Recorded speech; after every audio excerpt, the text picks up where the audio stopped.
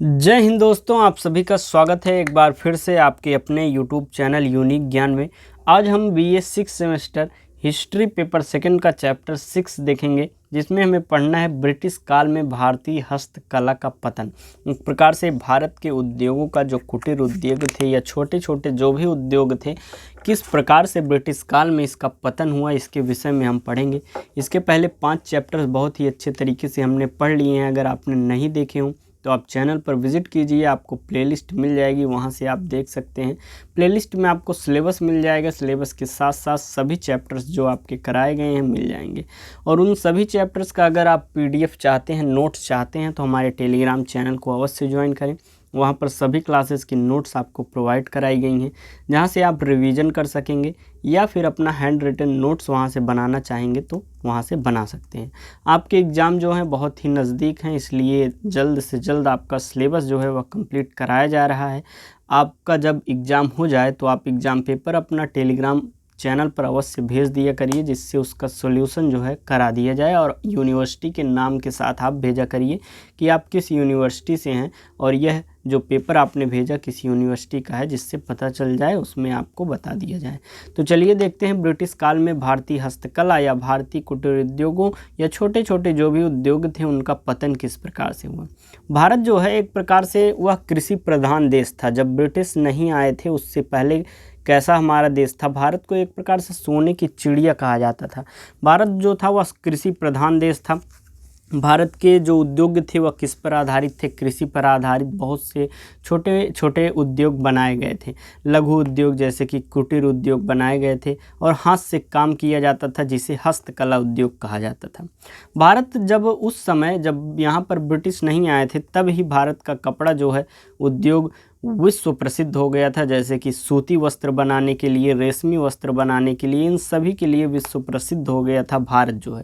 लेकिन जब ब्रिटिश आए उन्होंने अपनी कुछ कुटीर नीतियां लगाईं और यहाँ के लोगों का एक प्रकार से शोषण किया। यहाँ के जो उद्योग हैं उनको दबाने में विभिन्न नीतियाँ चलाईं। क्या क्या नीतियाँ चलाईं, यही सब हमें पढ़ना है।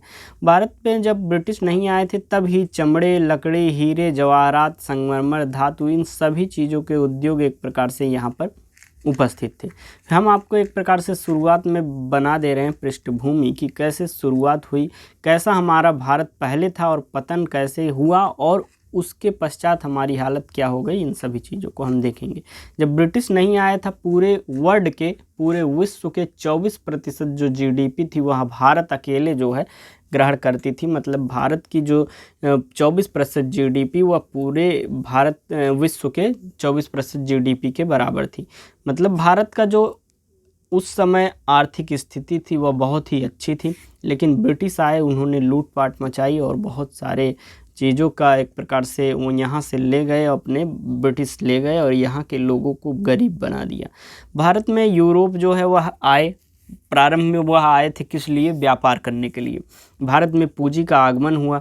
लोगों को जब शुरुआत में वह व्यापार लेकर आए तो यहाँ पर पूंजी का आगमन हुआ। यहाँ के जो कुटीर उद्योग थे, बने हुए सामान थे, मसाले थे, इन सभी चीज़ों को जब ले गए तो पूंजी का आगमन हुआ।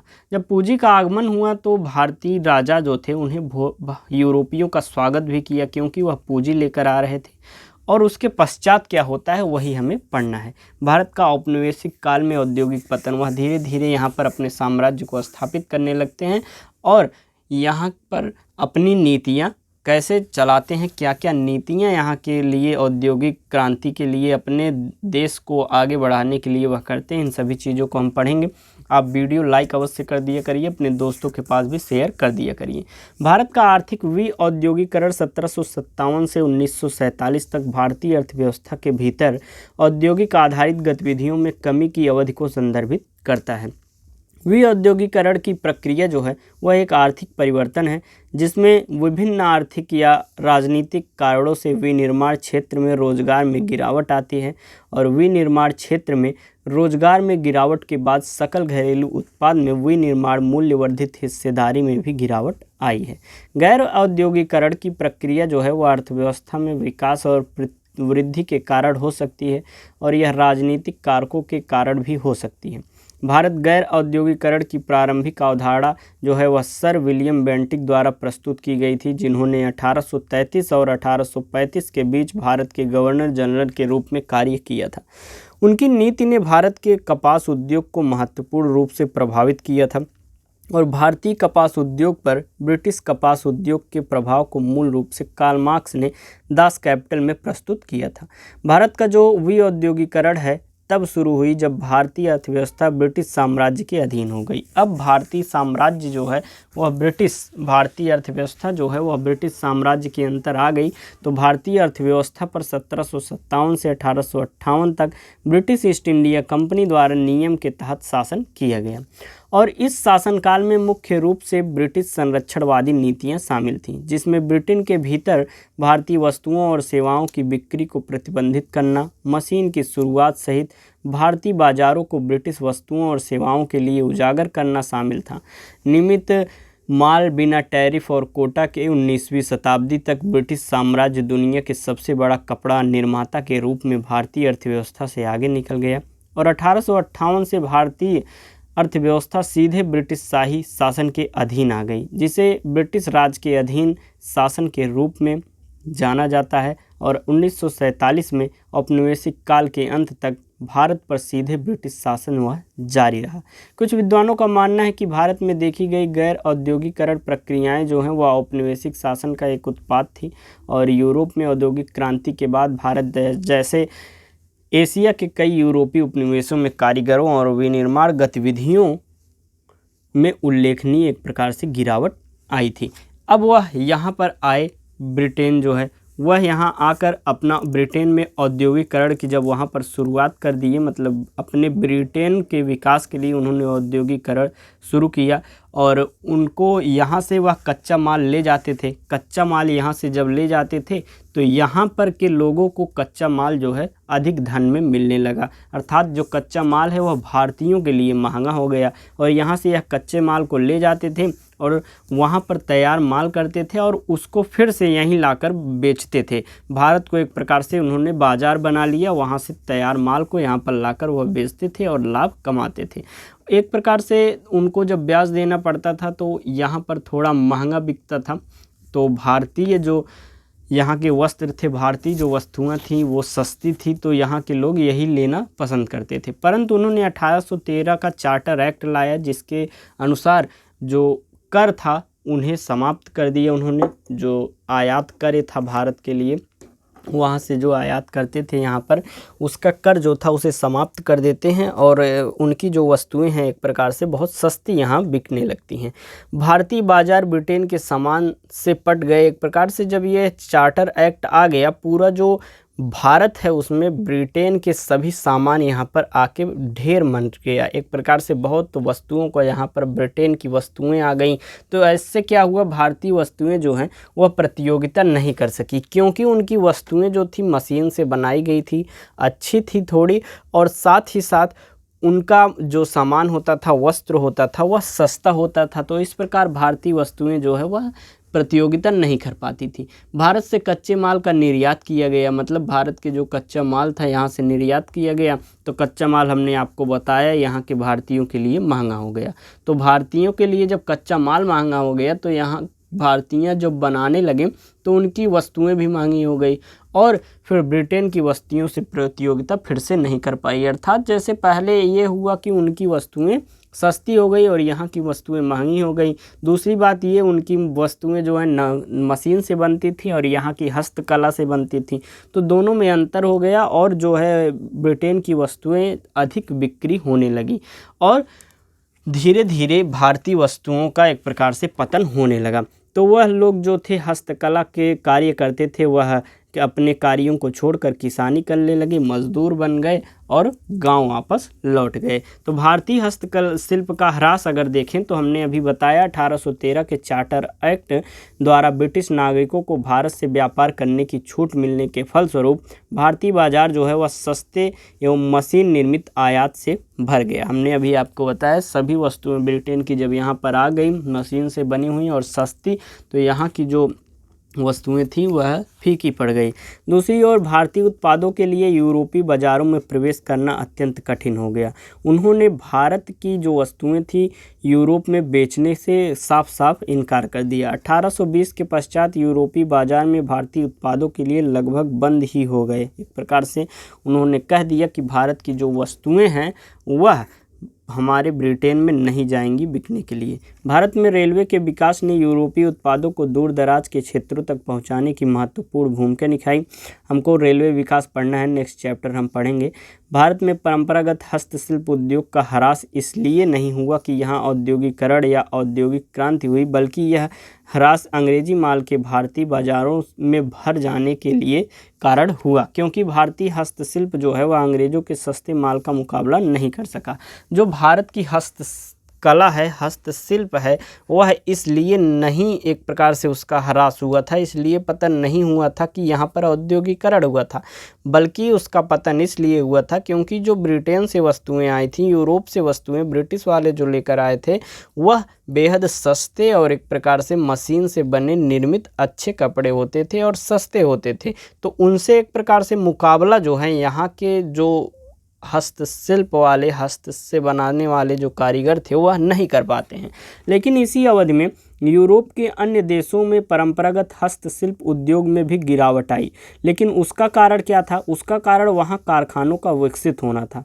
वह समय था जहां एक ओर भारतीय हस्तशिल्प उद्योग तेजी से पतन की ओर अग्रसर था तथा वहीं अपनी मृत्यु के कगार पर पहुंच गया था। वहीं दूसरी ओर इस काल में इंग्लैंड में औद्योगिक क्रांति तेजी से अपने पैर जमा रही थी। यहाँ भारत में जो है एक प्रकार से हस्तशिल्प कला जो है, हस्तशिल्प उद्योग जो है वह समाप्त हो रहे थे। वहीं दूसरी ओर ब्रिटेन जो है वह इंग्लैंड जो है एक प्रकार से औद्योगिक क्रांति कर रहा था और विकास कर रहा था। इस समय भारतीय शिल्पकार एवं दस्तकार पर्याप्त संरक्षण के अभाव में विषम परिस्थितियों के दौर से गुजर रहे थे और वहीं नए पाश्चात्य अनुप्रयोगों तथा तकनीक ने उनके संकट को और गंभीर बना दिया था। औद्योगिकरण का एक और नकारात्मक प्रभाव था कि भारत के अनेक शहरों का पतन तथा भारतीय शिल्पियों का गांवों की ओर पलायन। हमने आपको बताया जब इनके जो कार्य थे वह बिक्री नहीं होने लगे, जब यह पीछे हटने लगे, जब यहाँ पर उनकी वस्तुओं की डिमांड घटने लगी तो वह एक प्रकार से गांव की ओर पलायन करते हैं। अंग्रेजों की शोषणकारी और भेदभाव मूलक नीतियों के कारण बहुत से भारतीय दस्तकारों ने अपने परंपरागत व्यवसाय को त्याग दिया तथा वे गांव की ओर ज्योति एक प्रकार से बढ़ने लगे। बंगाल में कंपनी शासन के दौरान दस्तकारों एवं शिल्पकारों को बहुत कम दरों पर काम करने तथा अपने उत्पाद अत्यंत कम मूल्यों पर बेचने हेतु विवश किया गया। इससे भूमि पर दबाव बढ़ा। अंग्रेज सरकार की कृषि विरोधी नीतियों के कारण यह क्षेत्र पहले से ही संकटग्रस्त था और भूमि पर दबाव बढ़ने के कारण ग्रामीण अर्थव्यवस्था जो है बिल्कुल चरमरा गई और भारत एक निर्यातक देश से संपूर्ण आयातक देश बन गया। जो भारत देश है जब वो लोग मजदूरी की तरफ बढ़े तो वहाँ पर किसानों की संख्या अधिक हो गई, रोजगार कम हो गए और किसानों की संख्या अधिक होने से उपज जब नहीं होती थी और उनको कर देने के लिए विवश किया जाता था। हमने आपको अस्थाई बंदोबस्त, रैयतवाड़ी, महालवाड़ी बताया। उन व्यवस्थाओं के अनुसार उन्हें जब कर देना पड़ता था और कर नहीं दे पाते थे तो जो साहूकार आते थे या फिर जो व्यापारी आते थे उनको विवश किया जाता था किसानों को कि वह कम से कम दामों पर ही अपने अनाज को बेच देते थे। उनसे हानि होती थी और साहूकारों और सभी जो व्यापारी होते थे उनको लाभ हो जाता था और इस प्रकार किसान जो है अत्यधिक जो है गरीब होते चले गए और उनकी परेशानियां जो हैं बढ़ती चली गईं। आगे हम देखेंगे भारत में हथकरघा उद्योग के पतन के कारण। भारतीय हथकरघा उद्योग के पतन के लिए उत्तरदायी कारण जो हैं, सबसे पहले हम आपको नीतियों के बारे में बता देते हैं कुछ, उसके बाद हम इसके पतन के कारण को पढ़ते हैं। अंग्रेज की कुछ नीतियां थी जिसके अनुसार उन्होंने भारत के उद्योग को एक प्रकार से समाप्त कर दिया। सबसे पहले उन्होंने इंग्लैंड में भारतीय सामान को प्रतिबंधित कर दिया। कब कर दिया? 1820 ईस्वी में उन्होंने इंग्लैंड में भारतीय सामान को प्रतिबंधित कर दिया। अर्थात उन्होंने कहा भारतीय सामान जो है वह इंग्लैंड में नहीं जाएगा, उसका एक प्रकार से भारत का निर्यात नहीं होगा, जिससे इनके भारतीयों के एक प्रकार से व्यापार में, भारत के उद्योग में बहुत हानि हुई। फिर दूसरा, उन्होंने भेदभाव वाले कर लगाए, जैसे कि 1835 की बात करें तो 1835 में जो ब्रिटिश सरकार है, ब्रिटिश की कंपनियां हैं, उन्होंने विभिन्न प्रकार के भेदभाव वाले कर लगाए। जैसे कि ब्रिटिश वस्तुओं पर उन्होंने 2.5 से 3.5% का कर लगाया ब्रिटिश कंपनियों पर, लेकिन भारतीयों पर उन्हें 15 से 80% तक कर लगा दिया। तो इन करों के माध्यम से विभिन्न जो भेदभाव वाले कर उन्होंने लगाए, इसके द्वारा भारतीयों को भी फिर से हानि हुई। अगला, उन्होंने 1849 में एक नीति लाई, जिसे एक प्रकार से जहाज रानी का जो है वह नीति कहा जाता है। जहाज रानी नीति में उन्होंने परिवर्तन किया। उन्होंने कहा इंग्लैंड सामान केवल इंग्लैंड जहाज़ों से ही जा सकता है। और फिर 1877 में ब्रिटिश कपड़ों पर आयात शुल्क हटा दिया, जिसके पश्चात भारत में उनकी जो ब्रिटिश वस्तुएं थी वह क्या होने लगी, यहाँ पर बहुत ही कम दाम में बिकने लगी और उद्योगों का, भारतीय कुटीर उद्योगों का, लघु उद्योगों का, हस्तशिल्प कला का एक प्रकार से क्या हो गया, पतन हो गया। अब हम देखेंगे हथकरघा जो उद्योग है उसके पतन के क्या कारण हैं। पहला कारण है 1757 ईस्वी में ब्रिटिश कंपनी द्वारा प्लासी विजय के बाद बंगाल में राजनीतिक सत्ता पर अप्रत्यक्ष नियंत्रण स्थापित हो गया, जो क्रमशः बढ़ता गया। ब्रिटिश कंपनी ने अपनी राजनीतिक सत्ता का प्रयोग अपनी औपनिवेशिक आर्थिक हितों के मद्देनज़र करना शुरू किया और इसी क्रम में वह देसी बुनकरों के ऊपर अपना नियंत्रण आरोपित करते हुए उनके काम की आज़ादी, उनके द्वारा उत्पादित वस्तुओं के मूल्य का निर्धारण करने का अधिकार को छीन लिया। इस तरह भारत में देसी बुनकर उद्योग को समाप्त होने के कगार पर ला दिया। तो भारत के जब एक प्रकार से युद्ध जीतते गए ब्रिटिश, तो वहाँ पर जो व्यापारी थे, जो बुनकर थे, उनके ऊपर नियंत्रण बना लिया और उनके द्वारा जो कर लगाए जाते थे, कर के साथ साथ उनके द्वारा जो बेचे गए सामान थे उनके मूल्यों का भी निर्धारण वह स्वयं करने लगे थे। इस प्रकार से उनका पतन हो गया। दूसरा कारण है कि ब्रिटेन में होने वाली औद्योगिक क्रांति ने भारतीय परंपरागत हस्तशिल्प उद्योग को गहरा चोट पहुंचाया, क्योंकि इस क्रांति के बाद ब्रिटिश उद्योगों के लिए भारत से कच्चा माल का निर्यात होने लगा और पुनः ब्रिटेन में निर्मित वस्तुओं के लिए भारत को एक बाजार किया जाने लगा और भारतीय हस्तशिल्प उद्योगों के विकास के लिए सकारात्मक नहीं था यह। तीसरा कारण था ब्रिटेन में औद्योगिक क्रांति के क्रम में एक सशक्त मध्यम वर्ग उभर कर आया। उसी मध्य वर्ग के दबाव में भारत में 1813 में अधिनियम के माध्यम से मुक्त बाजार की नीति एक ऐसे समय में लागू किया गया जब भारतीय परंपरागत हस्त उद्योग जो है वो अपना दम तोड़ रही थी और जब 1813 का यह नियम आया तो पूर्णतः लगभग समाप्त हो चुकी थी। चौथा कारण है भारतीय हस्तशिल्प उद्योगों के विनाश में औपनिवेशिक सरकार की प्रशुल्क नीति ने भी केंद्रीय भूमिका निभाई। जैसे भारत से ब्रिटेन में आयात होने वाले वस्तु पर भारी आयात कर लगाना, जबकि ब्रिटेन से भारत में आयात होने वाले वस्तुओं के ऊपर या तो कोई कर नहीं लगाना या सांकेतिक कर लगाना। आपको ये सभी सुनकर पता चल रहा होगा कि ब्रिटिश किस प्रकार से भेदभाव की नीतियाँ चलाई, जिससे भारत की जो नीतियाँ थी, भारत के जो उद्योग थे वह किस प्रकार से समाप्त हुए। यह असंगत प्रशुल्क नीति केवल साम्राज्यवादी सरकार के आर्थिक हितों को ही प्रोत्साहित कर सकती थी। पांचवा है, स्मरणीय है कि उपयोगितावाद एवं आधुनिकीकरण के नाम पर आधुनिक शिक्षा को प्रारंभ करने के पीछे का मुख्य उद्देश्य भी साम्राज्यवादी था, क्योंकि इस शिक्षा के माध्यम से ब्रिटिश कंपनी परंपरागत भारतीय समाज के स्वरूप में परिवर्तन लाना चाहती थी ताकि ब्रिटिश उत्पादित वालों के लिए एक अनुकूल बाजार प्राप्त हो सके। हस्तशिल्प उद्योगों का विनाश का प्रभाव क्या पड़ा? पहला कि भारतीय परंपरागत उद्योगों का विनाश तथा उसके स्थान पर किसी नवीन उद्योगों की स्थापना न होना, बेरोजगारी की समस्या बढ़ गई। दूसरा था शहरों के पतन होने लगे और तीसरा गांव की ओर इन शिल्पकारों का मुड़ना शुरू हो गया, जिसके परिणाम स्वरूप ग्रामीण कृषि पर दबाव और बढ़ गया। चौथा प्रभाव पड़ा कि हस्तशिल्प उद्योगों के विनाश ने कृषि शुल्क एवं उद्योग के बीच के जैविक संबंध को तोड़ दिया।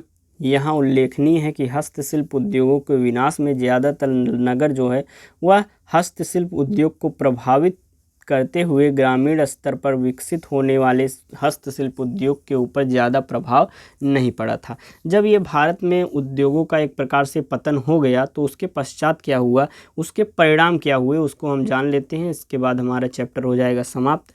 जब पतन हो गया यहाँ के उद्योगों का तो सबसे पहला परिणाम निकला भारतीय पारंपरिक उद्योगों का पतन हो गया। दूसरा कि कृषि पर निर्भरता लोगों की बढ़ गई। जब उनके पास कोई एक प्रकार से बेरोजगार हो गए, जब उनके पास कोई एक पर रोजगार न रह गया तो वह कृषि की तरफ बढ़े और कृषि पर उनकी निर्भरता जो है बढ़ गई और साथ ही साथ बेरोजगारी बढ़ गई और बेरोजगारी बढ़ने की वजह से गरीबी बढ़ गई और भारत एक निर्यातक देश से आयातक देश बन गया। भारत जो है कच्चे माल का निर्यातक बन गया, किसके लिए? ब्रिटेन के लिए। ये सभी परिणाम हुए और यह था आपका चैप्टर ब्रिटिश काल में किस प्रकार से भारतीय हस्तकला का पतन हुआ और हमने आपको बहुत अच्छे तरीके से बताया। जो भी कुछ ना समझ में आया हो तो आप कमेंट करके पूछ सकते हैं। साथ ही साथ वीडियो को लाइक अवश्य करिए। आपका एग्ज़ाम जल्द ही अच्छे से तैयारी करिए और जब पेपर हो जाए पेपर आप अवश्य टेलीग्राम चैनल पर भेज दीजिए। धन्यवाद, मिलते हैं अगले वीडियो में।